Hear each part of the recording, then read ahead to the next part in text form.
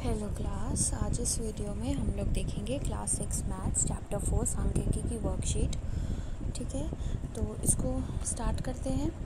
आपने पढ़ा है सांख्यिकी, उसके कुछ क्वेश्चंस करे हैं, तो अब हम उन्हीं क्वेश्चंस को आगे बढ़ाते हुए ये वर्कशीट देखेंगे। प्रश्न 1 है, किसी मोहल्ले में 50 व्यक्तियों द्वारा पसंद किए गए फ्रिजों के रंगों की सूचना मिलान करके बनाना है। मिलान चिन्ह होते हैं जिसको ऐसे ऐसे और फिर ऐसे काट के बनाया जाता है, तो उन चिन्हों के द्वारा ही उन चिन्हों को आपको यहाँ पर बनाना है। ठीक है, नीले रंग के 6 लोगों को फ्रिज पसंद है, लाल रंग के 12 लोगों को फ्रिज पसंद है, तो 6, 12, 14 और 18 का मिलान चिन्ह आपको बनाना है इस कॉलम में।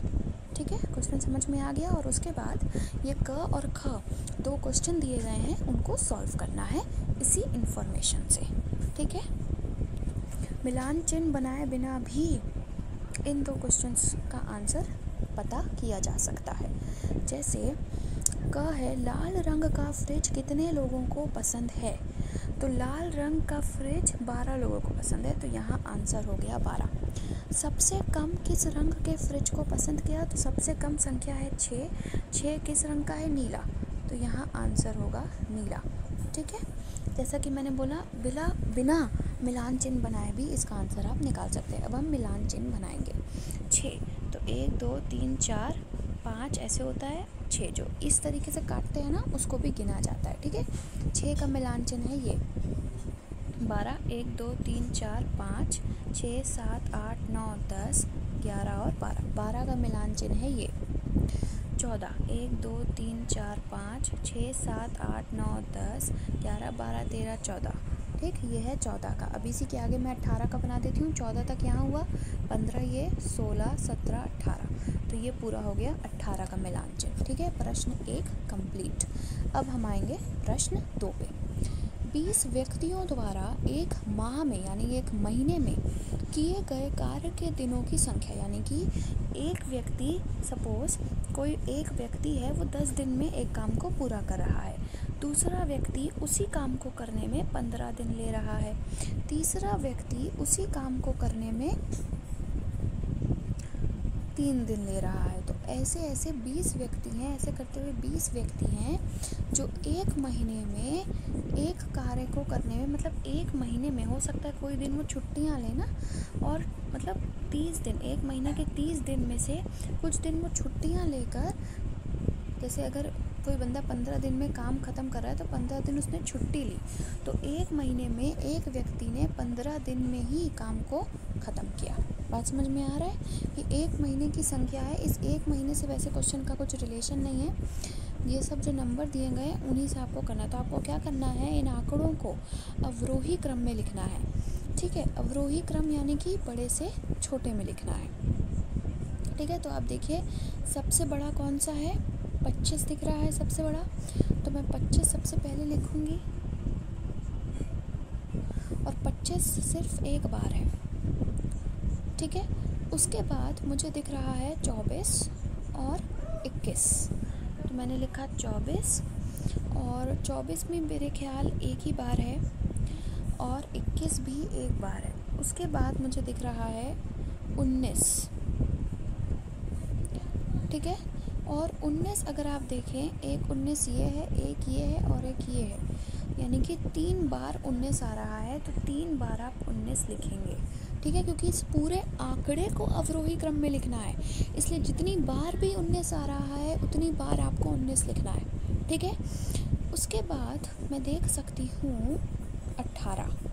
ठीक है, और सॉरी 18 नहीं 17, ठीक, 18 नहीं है इसमें, 17 मुझे एक ही बार दिख रहा है, तो मैंने यहाँ लिख दिया 17।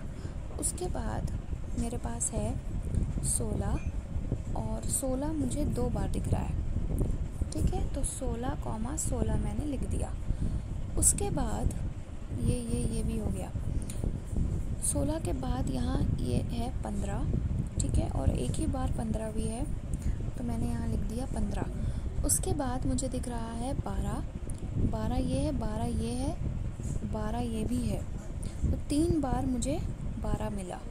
ठीक है, तो 3 12 यहाँ लिखूँगी। ठीक। उसके बाद मेरे पास है 11 यहाँ 11 यहाँ, तो 2 बार 11। उसके बाद 9 यहाँ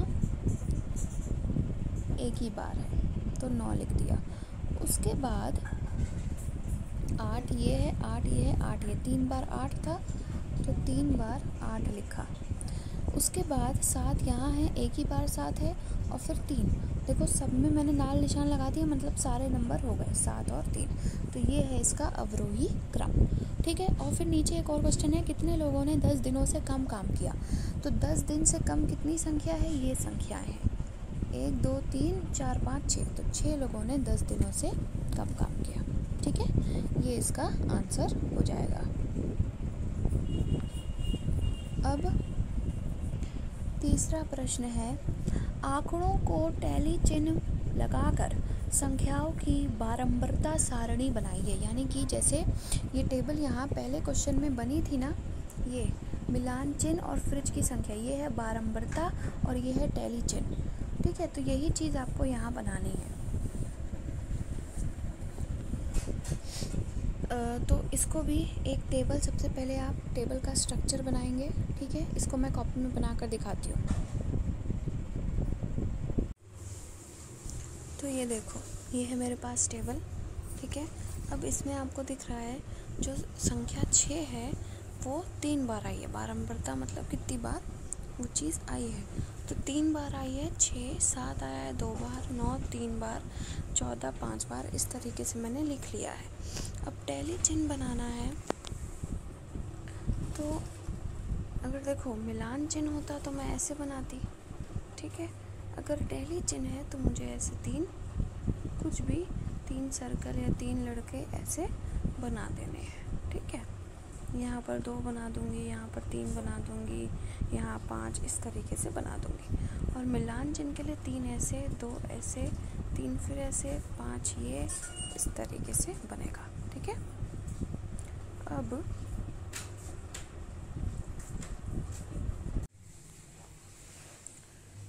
ठीक है, तो अब हम देखेंगे चौथा प्रश्न। एक सप्ताह में 35 शिक्षार्थियों वाली कक्षा में उपस्थित रहने वाले शिक्षार्थियों की संख्या चित्रारेख द्वारा दर्शाई गई है। चित्रारेख क्या है, ये जो बना है ना, लड़के बने हैं अलग अलग कलर के, ये सब चित्रारेख हैं, जहाँ पर एक लड़के का मतलब है कि 5 शिक्षार्थी। ठीक है, ये जो एक लड़का बना है उसका मतलब है 5 शिक्षार्थी। हाँ, और कितने हैं, 35 शिक्षार्थी वाली कक्षा है, मतलब टोटल बच्चे जो हैं एक क्लास में वो हैं 35। और उसमें से सोमवार मंगलवार बुधवार बृहस्पतिवार करके हफ्ते के 6 दिन में कितने बच्चे स्कूल आए थे, आज कितने बच्चे क्लास अटेंड किए थे, वो इस टेबल में आपको दिया है।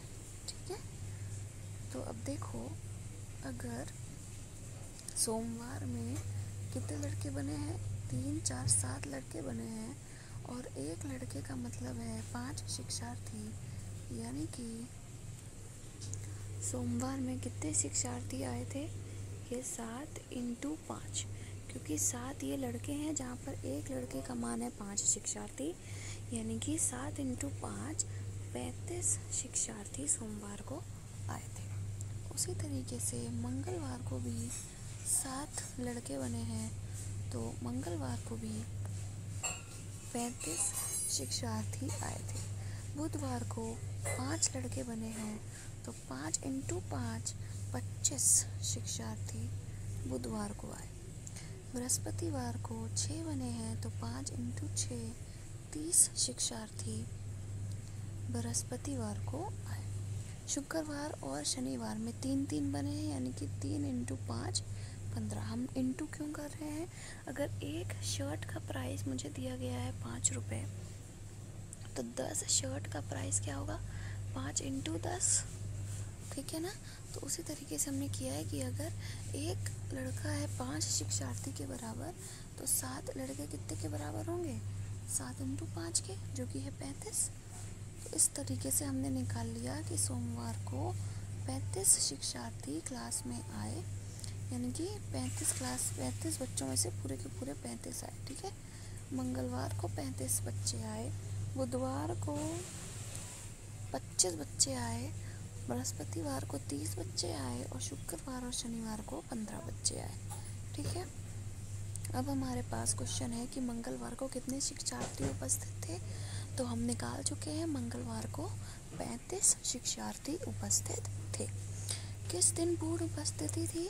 तो पूर्ण उपस्थिति मतलब जितने बच्चे हैं उसमें से सारे के सारे बच्चे आए थे। तो 35 बच्चे हैं और 35 बच्चे किन 2 दिन में आए हैं? सोमवार और मंगलवार। तो सोमवार और मंगलवार को पूर्ण उपस्थिति थी। किस दिन सबसे कम शिक्षार्थी उपस्थित थे? तो सबसे कम 35, 25, 30, 15 में से सबसे कम है 15 और 15 बच्चे शुक्रवार और शनिवार दोनों दिन आए थे। ठीक है, अब है 5वां क्वेश्चन। ये जो बना है इसको कहते हैं बार ग्राफ। ठीक है, ये ग्राफ है, ये तो पता ही है। और जब ऐसे ऐसे बार या डंडियों से दर्शाया जाता है तो उसको बोलते हैं बार ग्राफ। ठीक है, तो इसमें आपको दिया गया है कि कुछ बच्चों के पसंदीदा विषयों का ग्राफ है। सामाजिक विज्ञान, देखो यहाँ पर विषय लिखे गए हैं और यहाँ बच्चों की संख्या लिखी गई है। ठीक है, तो सामाजिक विज्ञान कितने बच्चों को पसंद है? जहाँ ये लाइन जा रही है ना, ये 30 बच्चों को। ठीक है, गणित कितने बच्चों को पसंद है? ये लाइन 50। विज्ञान कितने बच्चों को पसंद है? ये लाइन 35। तो इस तरीके से आपको बार ग्राफ को पढ़ना होता है। ठीक है, पहला प्रश्न है इसमें, कौन सा विषय दूसरा सबसे पसंदीदा है? सबसे पसंदीदा विषय वो होगा जो सबसे ज़्यादा बच्चे देखते होंगे, ठीक है, पढ़ते होंगे मतलब। और दूसरा सबसे पसंदीदा वो होगा जो सेकंड नंबर पे सबसे ज़्यादा पसंद किया गया है पढ़ने में। तो सबसे ज़्यादा तो आपको दिख रहा है ये पिंक लाइन ना, सबसे ऊपर है। कितना है वो नहीं पूछा, कौन सा है, तो सबसे ऊपर तो ये है, उसके बाद ये है। ठीक है ना, उसके बाद ये हाइट में आ रहा है। तो यानी कि अंग्रेज़ी वो विषय है जो दूसरा सबसे पसंदीदा है। ठीक है, कैसे निकालना है ये? सबसे ऊंचा कौन है वो आप देख लीजिए, आपको पता चल जाएगा। ठीक है, उसके बाद कौन सा विषय 50 बच्चे पसंद करते? तो 50 बच्चे वाला देखो ये जा रहा है 50 पे, तो कौन सा विषय है ये? गणित। ठीक है, तो इसका आंसर हो गया गणित। किस स्केल यूनिट का प्रयोग किया गया है इस ग्राफ को बनाने के लिए? जैसे पीछे हमने देखा था पिछले क्वेश्चन में कि एक लड़के का मान 5 शिक्षार्थी था, तो इसी को कहते हैं स्केल। ठीक है, इस स्केल पे हमने जो है वहाँ पर पिक्टोग्राफ बनाया था, उसको कहते हैं, पिक्चर दिखाए गए थे तो उसको बोलते हैं पिक्टोरियल ग्राफ। ठीक है, यहाँ पर है बार ग्राफ। हर ग्राफ को जब हम बनाते हैं तो कोई ना कोई स्केल या यूनिट लेकर उसको बनाया जाता है। ठीक है, जैसे पिछले में आपने देखा एक लड़के बराबर 5 विद्यार्थी। तो यहाँ पर कौन सा स्केल यूज़ हुआ है? यहाँ पर अगर आप देखें तो कितने का डिफरेंस है? जो इन दो लाइन के बीच में जो डिफरेंस होता है ना, कोई भी दो मेजरमेंट के बीच का जो डिफरेंस होता है इसी को कहते हैं स्केल। ठीक है, यहाँ पर देखो अगर ये 0 है और ये 5 है तो इन दोनों के बीच में कितने का डिफरेंस है? 5 का डिफरेंस। यानी कि एक यूनिट बराबर है 5 बच्चों के। ठीक है, एक यूनिट, इसको कहते हैं यूनिट। दो के बीच के डिफरेंस को, इन दो के बीच के डिफरेंस को कहते हैं यूनिट। और उसमें जितना भी यहाँ पर जो नंबर है, यहाँ पर जो नंबर, उन दोनों को घटा दिया जाता है। ठीक है, तो एक यूनिट बराबर हुआ 5 बच्चे। ठीक है, तो यही इसका स्केल है। फिर है गणित और विज्ञान कितने लोगों ने पसंद किया? गणित और विज्ञान यानी कि दोनों की संख्याओं को हमें जोड़ देना है और वही हमारा फाइनल आंसर होगा। तो गणित पसंद करते हैं 50 बच्चे और विज्ञान पसंद करते हैं, ये रहा विज्ञान, 35 बच्चे। इन दोनों को आप जोड़ दीजिए 85, यानी कि 85 बच्चे गणित और विज्ञान विषयों को पसंद करते हैं। तो ये वर्कशीट भी यहाँ ख़त्म होती है।